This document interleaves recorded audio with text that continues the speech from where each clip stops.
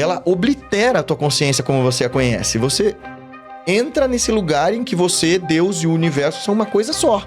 O que é Kundalini? É a energia que faz você se iluminar. Kundalini é a energia do universo contida no seu corpo. Então, Kundalini, Kundala é serpente, a energia serpentina baseada na sua coluna, que a galera vai dizer, é energia sexual. Não!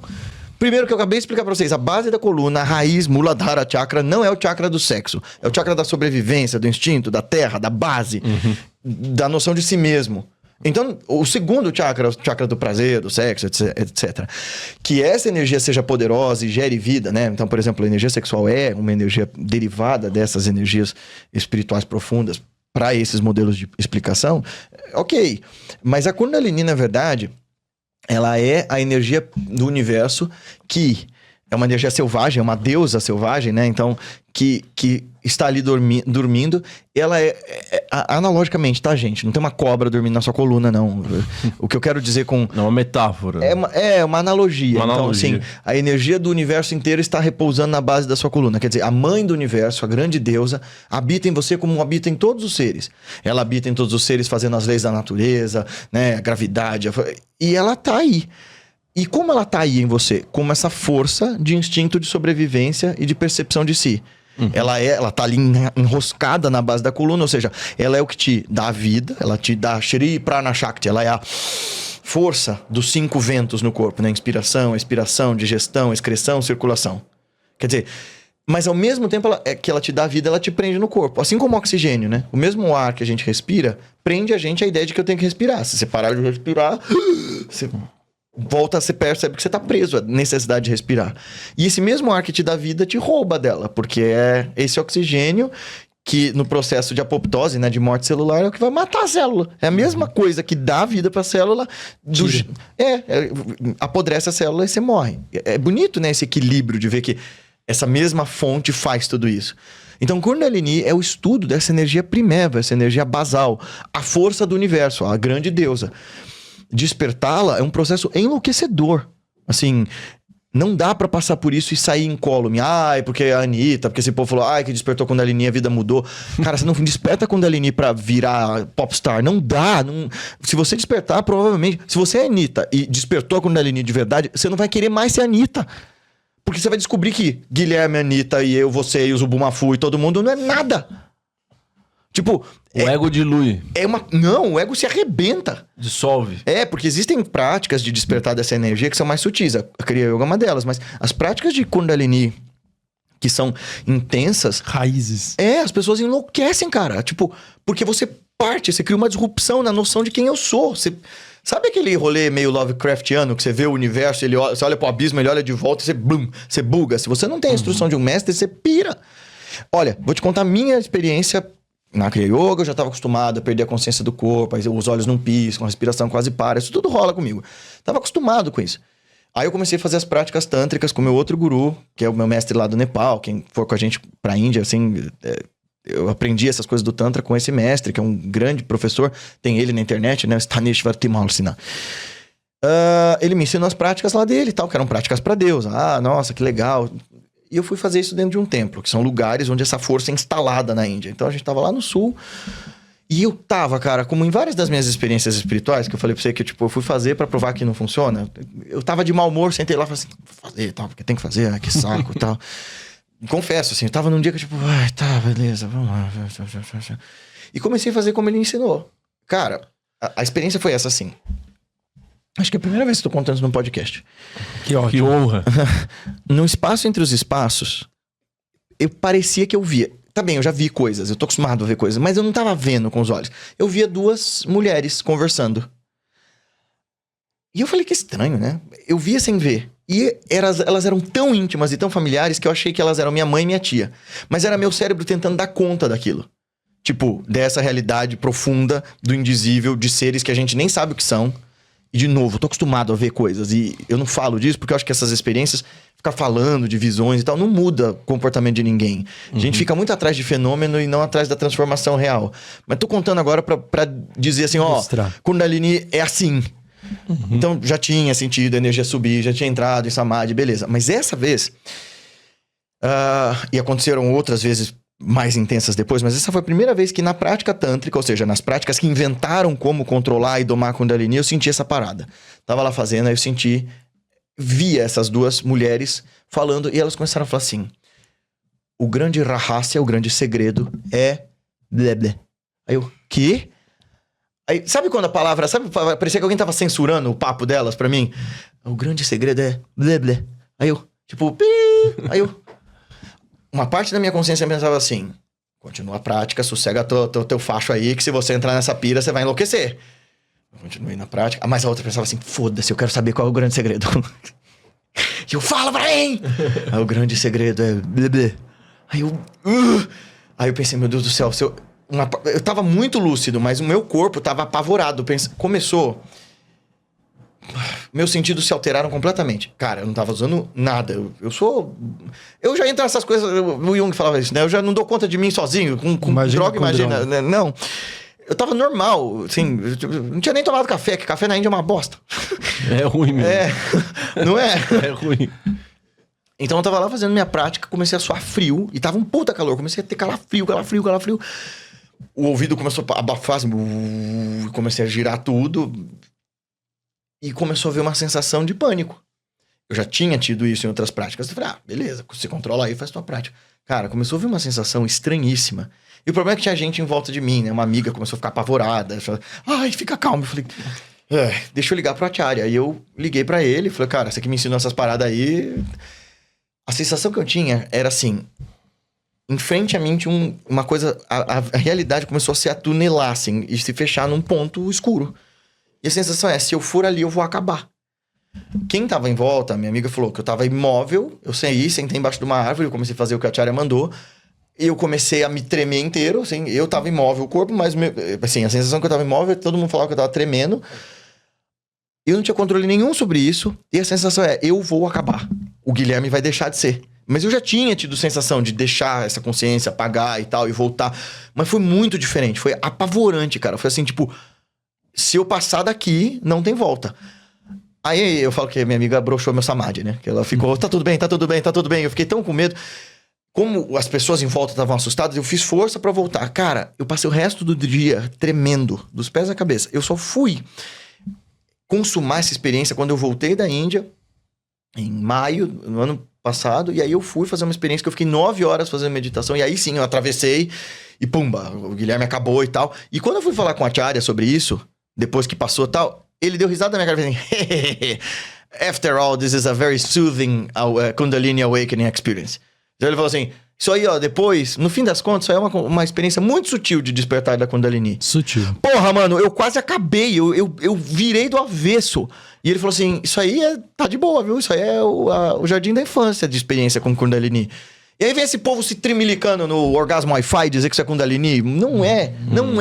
Kundalini é essa energia primeva que uma vez que ela desperta e ela sobe, ela oblitera a tua consciência como você a conhece. Você entra nesse lugar em que você, Deus e o universo são uma coisa só. Nossa. A coisa mais, assim, gráfica que a gente pode mostrar disso, e claro, é só uma imagem que não é isso. Sabe o Doutor Estranho, quando a mestra anciã dá aquele chublego na cabeça dele, ele blum, e ele se dissolve. É aquilo ali. Mas aquilo é só uma imagem, né? Não daria pra Hollywood explicar, porque é indizível, não há mais eu ali, não existe você rodando no universo. Há uma aniquilação do eu, que a gente chama de Nirvikalpa Samadhi, né? Que é, no sufismo a gente chama de Fana, né? Que é a aniquilação do si mesmo. Esse eu volta? Quando esse Guilherme vai embora, você reconstrói ele? Se eu tenho um mestre pra me ajudar a voltar, e método, sim. Aquela vez que eu fui lá, que eu parei na casa dos mestres e tal, que eu saí andando, que eu olhei pra lua, falei, o caminho é pra poucos. O que aconteceu em seguida foi, meu mestre e o mestre dele, eu tive uma experiência muito linda com eles. Eu senti que eu tinha que ir pro Ganges. E foi muitos anos antes disso, né? Mas aí foi doce a experiência, não foi o liquidificador cósmico. Eu desci pro Ganges e meu mestre me instruiu numa Kriya Yoga secreta ali, numa prática secreta dentro da Kriya Yoga, que já é fechada. Eu fiz aquilo, como ele instruiu, tava, né? Só tava nós, tal, pumba, apagou. E aí foi muito legal, porque assim como tá nos textos, é isso que é legal de ver dos métodos, né? Tá ali descrito. Assim como os textos descrevem que você vai desligando sentido por sentido, igual quadro de força, assim, tuf, tuf, tuf. foi apagando, assim, audição, tato, olfato, paladar, foi tum, tum, tum, tum. Mas até aí eu já tinha sentido isso, beleza. Aí chegou naquele lugar onde tinha só eu. E até isso dissolveu. Não havia mais Guilherme lá, não havia mais noção de eu. Havia bem-aventuranças, havia felicidade e serenidade. Pura. Isso. Não havia nenhuma noção de corpo, de tempo, de espaço. Eu não sabia quanto tempo eu tava lá. De repente eu fui voltando e, cara, eu tava caído sobre o meu corpo, sentado em lótus. Eu não sei quanto tempo passou. Eu tava com a minha doleira, com passaporte. Se alguém quisesse ter me roubado, porque nessa hora eu só ficava nóia lá nos gatos e os sadus. Então, assim, parecia muito que eu tava drogado, porque eu só desmontei ali. E eu fui voltando, e assim, voltando os 5 sentidos e tal. E eu não sabia onde eu tava e nem quem eu era. E eu fui... Tá bem, eu sou o Guilherme, beleza, ok. Eita, eu tô na Índia. Ai, meu Deus do céu, eu tô na Índia. Assim, foi isso, assim. Não dá pra ficar nesse estado? A ideia é essa. Sempre? Então, o que a gente chama de Sahaja Samadhi. Essa é a minha diferença entre eu e o mestre é a seguinte. O mestre tá sempre nessa. O mestre é isso. Ele é isso. Eu tô me familiarizando com isso. Eu tô vendo que isso existe. Eu tô dizendo, nossa, isso é possível. O cara cético que tava duvidando de tudo disse, cacete, isso existe, isso é real. E aí eu começo a entrar cada vez mais fundo, me familiarizar cada vez mais profundamente. Até que isso se torne meu estado de ser. Não seja mais um momento, mas seja meu ser completo. Isso é um estado que é ausente de medo, assim? Sim, e de todo tipo de sofrimento. De todo tipo de sofrimento. A lógica desse, o lugar de ser totalmente livre, porque muito do que move o que a gente chama de liberdade, que é essa liberdade do quero fazer o que eu bem entendo, é medo. Medo de faltar, medo da escassez, medo da desaprovação. Medo do julgamento medo do julgamento alheio, medo do outro mesmo, de o outro vir e me machucar. Quando não há nada disso, aí você é realmente livre. Que é o Jesus lá na barca, lá na tempestade, né? Que Perfeito. você tava falando. Calma-te, cala-te. É isso. Muito bom, genial. Qual foi o maior tempo que você meditou, você sabe? Putz. Assim, sem parar? É. Bom, no último dia daquele retiro lá das 5 fogueiras, que eu fazia 13 horas, ia dormir, voltava e tal. Acordava. Mas antes das 13 horas sentado, eu já acordava às 3 da manhã pra fazer yoga. A hora que o sol tava nascendo, aí que eu sentava. Então eu fazia Hatha Yoga às 3 da manhã, sentava e ficava lá. Então dava umas 16 horas de prática. Caramba! Mas no último dia, eu acordei às 3 horas, fiz yoga e tal, sentei lá até o sol se pôr tal. Depois fiz um outro ritual, recebi o título de Yogacharya do meu mestre. Então, a partir dali eu poderia ensinar Kriya Yoga para as pessoas. E aí eu voltei pra prática mais 3 horas até meia-noite, assim. Foi bem legal. Acho que foi uma das práticas mais longas. Mas aí, depende. Tem prática que eu faço que demora 9 horas. Depende do dia, depende do que tá rolando. Genial, ó, galera. Quem tiver interesse aí de ir pra Índia, conhecer, o Maurício aqui já foi, já me indicou muitas vezes para eu ir.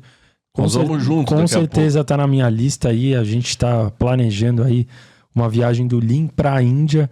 Mas se vocês tiverem interesse de ir com alguém confiável, né? Porque é um outro mundo, como dizem, né? O guia aqui, o Guilherme, nosso querido convidado, ele tem, né? Grupos que saem periodicamente. Então, se você quiser falar, inclusive vai ter a próxima turma aí. Então, antes de qualquer coisa, você não precisa meditar 3 horas, 9 horas, 12 horas para meditar. Dá para começar as práticas, o que eu ensino nos cursos online e tal. Você começa com períodos curtinhos de prática, 15, 20 minutos, e vai aumentando na medida em que você vai descobrindo o sentido disso, mesmo na Índia. Então, as viagens para a Índia começaram, na verdade, eu comecei a levar os meus alunos, e aí a galera começou a pedir para eu continuar, porque, poxa, você entende tanto, você gosta tanto. E tinha um monte de gente levando de qualquer jeito. Tem um monte de grupo, um monte de professor de yoga. Tem muitos professores que eu respeito muito, meus professores, mas a gente faz um negócio que eu sei que ninguém, pelo menos no Brasil, eu não conheço ninguém que faça nada parecido. O que a gente faz são retiros dinâmicos, né? Então, são peregrinações em que são cursos certificados e apostilados. Então, a gente chama de Atma Sadhana. Então, são as disciplinas que revelam o eu real. Então a gente passa pelos lugares de iluminação dos grandes mestres e eu ensino a história, a filosofia e as práticas meditativas de diversos caminhos. Agora, em janeiro, por exemplo, a gente vai para Bodh Gaya, que é onde o Buda se iluminou. Então, lá eu explico práticas budistas e filosofia budista. A gente vai para Varanasi, que é a cidade de Shiva que você foi. Mas eu levo sempre os alunos para lugares que fogem muito do circuito turistão. Então, a gente vai para casa de Lahiri Mahashaya, que é mestre da Kriya Yoga, Nanda Mahima. Nós vamos para os templos ali dentro, para os crematórios. Eu ensino o shivaísmo profundo e tal. Depois a gente vai para Amritsar, que é Amritsar é a cidade do néctar, né? Onde do tem o templo, Sikhs, né? Isso, onde tem o templo dourado. Golden Temple. Isso. É um lugar que eu ensino sobre... É incrível lá. É um dos meus lugares favoritos do mundo. É, cara, o meu também. Ali a gente... Nossa, aquele é um dos lugares mais bonitos e poderosos espiritualmente que eu conheço. O pessoal vai pra Índia querendo ver o Taj Mahal, mas se fosse pra ver o Golden Temple, ia ter uma experiência muito mais profunda, né? Sem dúvida. E mais bonito, inclusive. Mais assim, bonito, tipo, eu falo assim, eu sou suspeito porque é um templo ligado ao meu mestre e tal. É um lugar que me emociona muito toda vez que eu tô lá. Mas assim, todo mundo que eu levo, quando olha pro Templo Dourado, de dia e de noite, que eu levo o pessoal pra ver o livro ser aberto, assim, nossa, é um negócio que você fica... tem uma força muito diferente. E uma filosofia muito linda, né? As 4 portas nas 4 direções estão sempre abertas, recebendo todo mundo, distribuindo comida de graça para todo mundo. Qual que é a filosofia dos Sikhs? Os Sikhs são um povo que começa com um mestre chamado Guru Nanak. O Guru Nanak nasceu no finalzinho do século XV, né, 1400... Só pro pessoal saber, os Sikhs são aquele pessoal que usa um turbante. E a barbona comprida. E a barba comprida. A galera da espada e tal. Inclusive, comprar espada em Amritsar é bem legal e eu trouxe várias. Pode continuar. Então, essa é a hora do nerd, né? O yoga dá lugar ao nerd. Mas os Sikhs são a intersecção de 2 grandes místicas, de 2 grandes caminhos. O Guru Nanak e depois os outros 9 mestres que seguem a ele faziam uma intersecção entre o hinduísmo e o islã, né? Então, é o yoga e o sufismo. Então, a mística do hinduísmo, que é o yoga, e a mística do islã, que são os sufis, que é esse caminho do coração, eles encontram sua síntese no sikhismo. É claro que um sikh vai dizer, não é isso, é muito mais que isso. Mas, se você quiser uma outra forma de definir, eles são o último grande monoteísmo revelado. Eles são uma religião monoteísta que acredita em reencarnação e que se fia nos ensinamentos de 10 mestres que compilaram num grande livro, o Guru Granth Sahib, os seus ensinamentos, de vários outros mestres. Então tem passagens do Corão, tem passagens dos Vedas, dentro do Guru Granth Sahib, e tem canções desses 10 mestres. E basicamente eles falam dessa unidade divina. Então eles falam Satnam Waheguru, né? Um dos grandes mantras deles, né? Satnam Waheguru seu nome é a verdade, Satnam, Nam é nome, e o Waheguru ele é o divino mestre, né? Deus é o divino mestre. E aí o 10º guru, quando ele era um guerreiro, ele era um legislador, que é Guru Gobind Singh. Ele, antes de morrer, diz, olha, a partir daqui os ensinamentos serão o guru. O livro vai ser o guru de vocês. A galera literalizou isso, né? Então, tipo, ele quis dizer, o que a gente ensinou é o mestre. Mas a galera falou, não, o livro é o mestre. Então aí tem um quarto pro livro. É muito bonito o simbolismo, né? O livro é tratado como uma pessoa, né? E é legal que ele é uma religião que ele aceita as outras religiões, né? Sim. Eles acreditam... A Índia sempre foi esse lugar, cara. Uma das coisas fascinantes é, além de ter sido sempre uma terra... Eles nunca foram uma terra dogmática. Embora haja caminhos bastante expressivamente dogmáticos, todos eles sempre toleraram a diversidade. Então, ao mesmo tempo que lá sempre foi um terreno muito fértil para a criação de grandes religiões, então, o hinduísmo e suas várias vertentes e várias filosofias, o budismo, o jainismo e os sikhs nasceram lá, também... Eles respeitam, né? Sim, tanto que, por exemplo, quando Jerusalém foi invadida pelos romanos e o segundo templo de Salomão foi destruído, vários judeus fugiram para a Índia. E tinham colônias judaicas na costa ali do Malabar. Até hoje tem judeus lá que são imigrantes que foram para a Índia há 2000 anos atrás. Então, e os zoroastrianos também, a galera do Zoroastro, que quando a Pérsia começou a ser invadida, aquela religião da família do Fred Mercury, né? Os Parches, eles encontraram refúgio na Índia. Então, várias religiões que foram sendo perseguidas encontraram refúgio dentro do território indiano. Tanto que quando chegaram com o cristianismo lá, os europeus, o cristianismo já era velho lá, porque São Tomé fundou as primeiras igrejas cristãs indianas quando, né, o discípulo de Jesus morreu lá. Por que você acha que os indianos tem essa capacidade de respeitar quem pensa diferente, né? Porque o indiano é um cara que ele tem tudo para se tornar um fanático na religião dele. Ali, né? Porque eles vivem. Hoje em dia existe um movimento político radical ali, tentando usar desse ódio religioso para mudar e transformar a Índia numa coisa que ela nunca foi. Então, e aqui no Ocidente, quando a gente tem uma convicção, seja política, seja religiosa, seja o que for, a gente não aceita o outro que pensa diferente, como se ele fosse uma ameaça à nossa integridade, à nossa identidade. Eu acho que tem muitas formas de eu te responder isso, e nenhuma dessas respostas seria fácil, mas vamos partir da ideia de que a cosmovisão deles é muito diferente da nossa.